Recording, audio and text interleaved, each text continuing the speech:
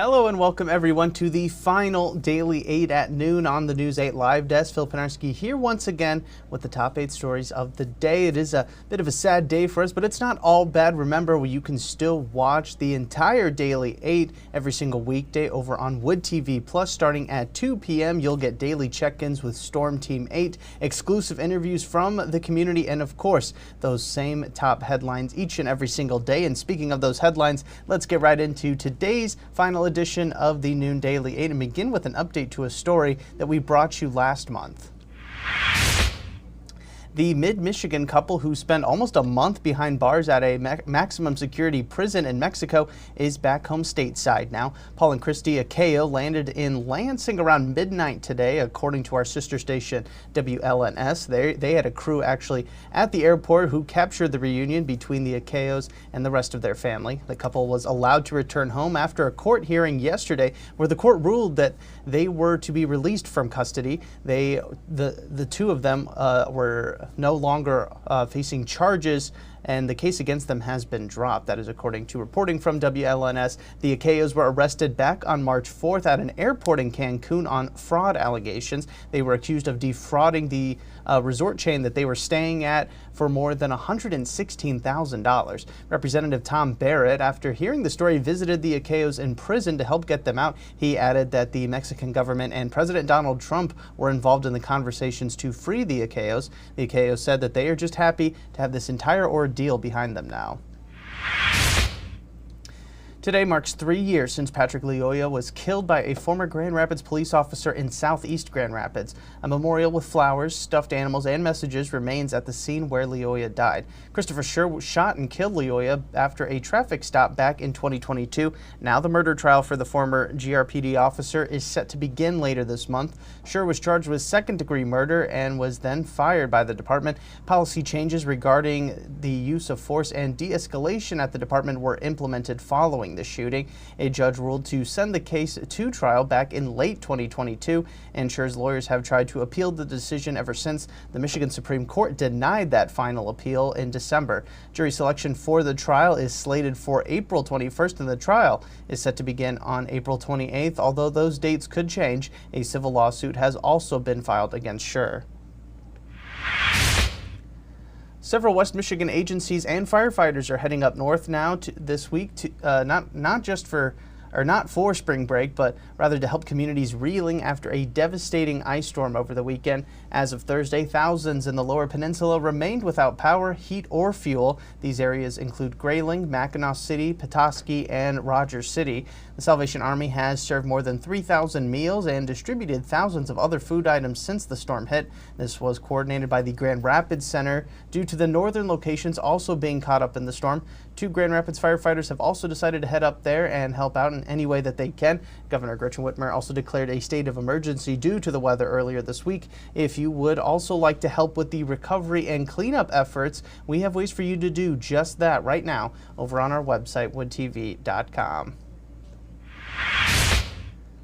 And sticking on the weather train now, West Michigan also saw quite a bit of active weather on Sunday after surveying from the National Weather Service. A total of 10 tornadoes swirled up over the weekend across the lower part of the state. That is the most that the state of Michigan has seen in a single day in over 2 decades. Back in October of 2001, a total of 11 tornadoes were confirmed. That was the most prior to Sunday. The most the state has ever seen in a single day has also came in 2001. May 21st saw 21 total tornadoes all across the West Michigan area, most of them all across the West Michigan area. All of Sunday's tornadoes were either EF0s or EF1s, but still caused some significant damage, including a barn being completely flattened in Gaines Township and the roof of a Fruitport Elementary School being stripped away.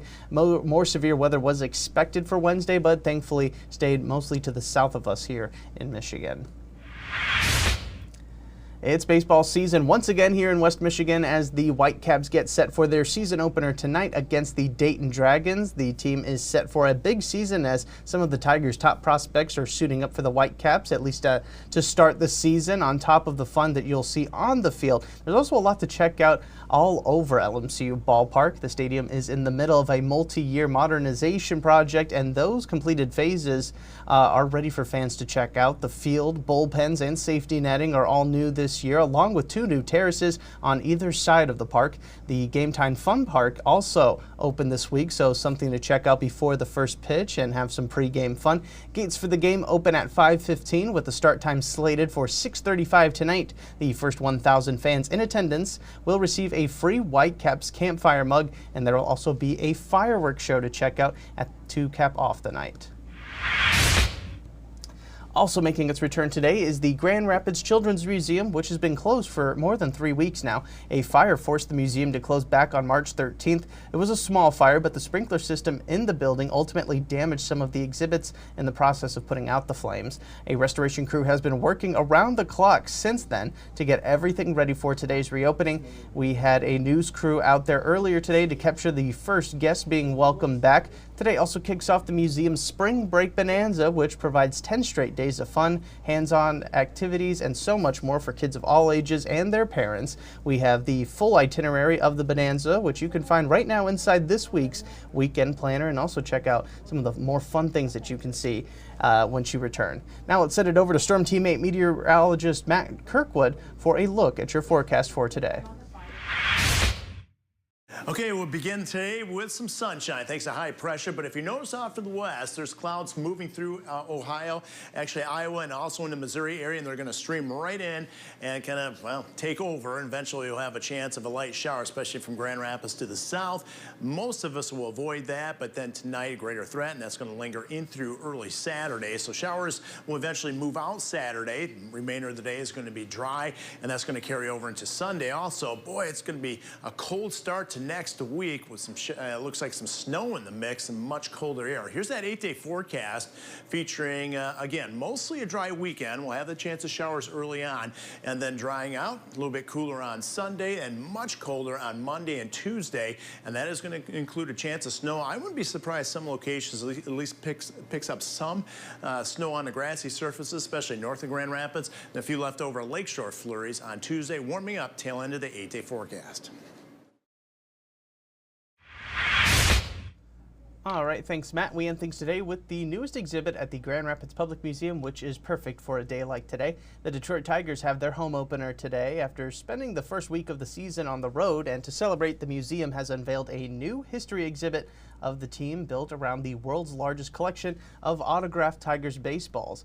Nearly 1,200 baseballs are now on display and are broken up by years to help tell the story of the history of the team through these signatures on each baseball. The collection came from a fan who spent more than 30 years at games, camps, signing shows, auctions, and they even contacted former players directly to get their John Hancocks on some of these baseballs. The exhibit is open now and is located on the 2nd floor of the museum. It's a permanent exhibit, so you will have at least the next 5 years to check it out. It is also free to see with regular museum admission. And that's going to do it for us today on the Daily 8 at noon. Remember, we will be moving exclusively to Wood TV Plus starting on Monday, so we hope to see you all tuned in at 2 p.m. Wood TV Plus is free to download right now on all Roku, Apple, and Fire TV devices. I do want to thank everybody so much for tuning into this latest edition of the News 8 Live Desk. I'm Phil Pinarski, and we hope you have a great rest of your day and an even better weekend.